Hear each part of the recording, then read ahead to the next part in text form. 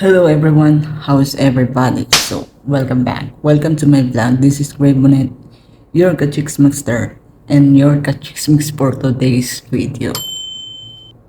So yeah guys, for today's vlog, let's talk about Catherine Bernardo or Catherine Chandria Bernardo or Queen Catherine Bernardo. So, alam ko kilala niyo lahat sino si Catherine Bernardo. Si Catherine Bernardo ang isa sa sikat na female actress ngayon sa Pilipinas. At si Catherine Bernardo din ang bagong box office queen na naman ang ating si Queen Catherine Bernardo. So, yun ang pag-uusapan natin, ang mga naging leading man ni Queen Catherine Bernardo bago nagkaroon ng Castnel to cast din. Sino-sino nga ba ang mga naging leading man ni Queen Catherine Bernardo? Number 1 on the list, Makisig Morales. Si Makisig Morales at si Catherine Bernardo ay nagkatrabaho sa Super Ingo nung sila ay mga bata pa.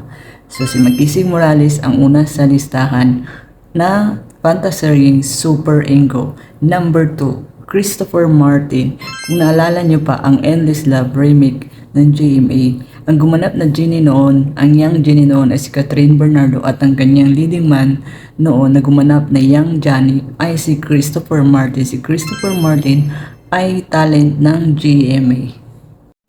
Albi Casino. Si Albi Casino at Queen Catherine Bernardo ay nagkatrabaho sa hit remake ng Mara Clara ni Julian Santos kung saan si Catherine Bernardo ang gumanap na Mara with Julia Montes sa gumanap na Clara.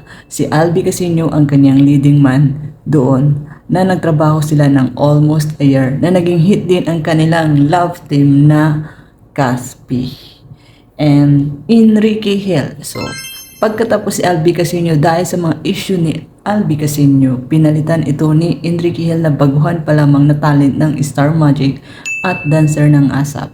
So si Enrique Hill ang pumalit kay Albi Casino para gawin ang pelikula ni Catherine at ni Julia na makakatambal siya ni Catherine sa Way Back Home. Si Catherine Bernardo at si Enrique Hill ay nagkasama din sila sa Princess and I kung saan isa si Enrique Hill sa pinagpipilian noon na maging leading man niya. Ang pinakaunang leading man na nauwi sa second lead syndrome. At sikat din noon ang mga panahon na yun ang Casken. Tinawag ang love team nilang Casken. Tom Isguera. Si Tom Isguera ay baguhan pa lamang noon sa kalalabas niya sa bahay ni Kuya, ang PBB. Nakaparehan niya si Catherine Bernardo sa isang pelikula, ang 3 Words to Forever, kasama si Sharon Cuneta at si Richard Gomez, ang reunion movie ni Sharon at Gab. Si Tom Isguera ang gumanap noon na fiancé ni Catherine Bernardo. Alden Richard. Si Alden Richards at si Catherine Bernardo ay nagkatrabaho sa isang movie, ang Hello Love Goodbye, kung saan naging box office movie ito na kumita ito ng 800 million plus. Si Catherine Bernardo at Alden Richard ay gumanap sa role na Ethan at Joy. Hindi lang yun, nahuli din nila ang kiliti ng madlang people at sa tulong na rin ng Castnel at Aldab fans. At yun din ang dahilan kung bakit na-hook din kasi yun. Nung panahon na yun ay sobra din na-hook ang mga OFW kasi na-shoot ang pelikulang ito sa Hong Kong kung saan nagkaroon ito ng mga tourist spot.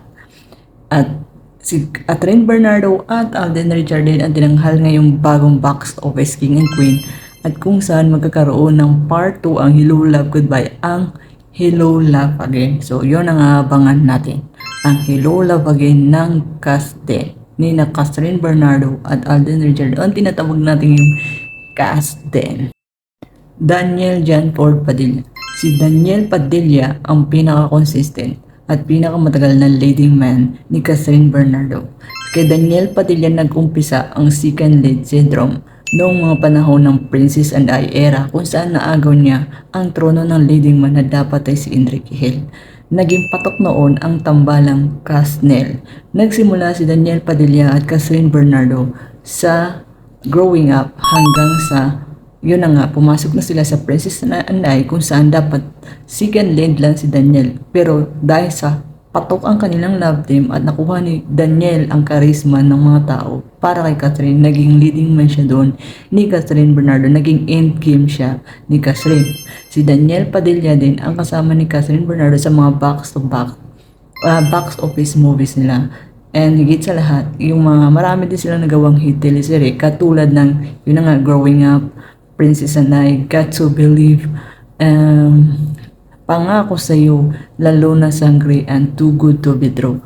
Yan ang mga hit teleserye na ginawa ng Kasnel.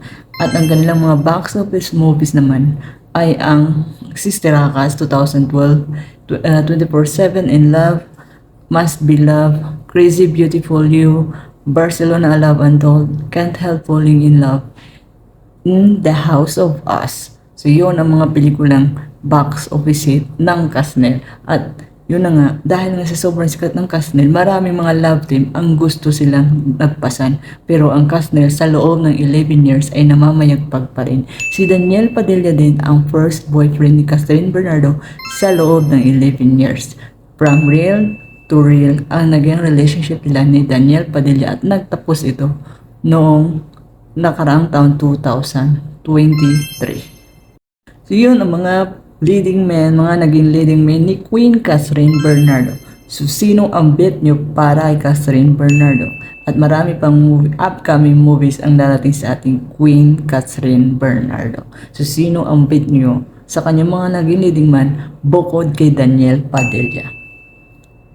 Ako, Kasnel pa rin ako. Siyempre, ang Kasnel na ginalakihan natin love team. At sigit sa lahat, nakita natin kung paano siya alagaan ni Daniel. So, Kasnel pa rin ako. Sorry sa mga Kasnel na. But Kasnel ako.